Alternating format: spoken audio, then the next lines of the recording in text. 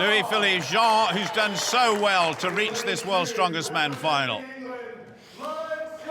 Laurent Charlet absolutely dominated his heat. Totally psyched up for this one. And Travis Ortmeyer from Cyprus in Texas, the Texas Stone Man, alongside the former champion, Phil Pfister, who had a disappointing start. And the fighting face of Mariusz Pudzianowski, the all-time great of World's Strongest Man. Well, this is the equivalent of carrying a small motorcycle in each arm. That is phenomenal. And it's Pudzianowski who gets away to a cracking start.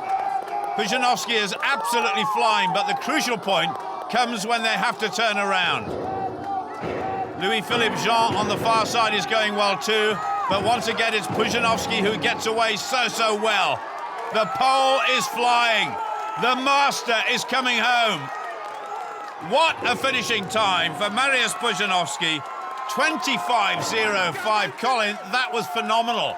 Incredible grip strength, but look who's coming in second. It's Charlet, ahead of Pfister. And it's not lost on the Gloucester man. There is the Canadian champion finishing on the far side. And Travis Ortmeyer really struggling here. He's had enough. Surely he can't get these over the line now. That was a brilliant start by Pudzianowski, but Laurent Charlet, that could be big points. Every time you have to pick this up again, it's so hard on the lower back. Ortmeyer looks like a beaten man already. But Pudzianowski, 25 seconds. I thought a winning time might be 35 here, Paul. That's phenomenal.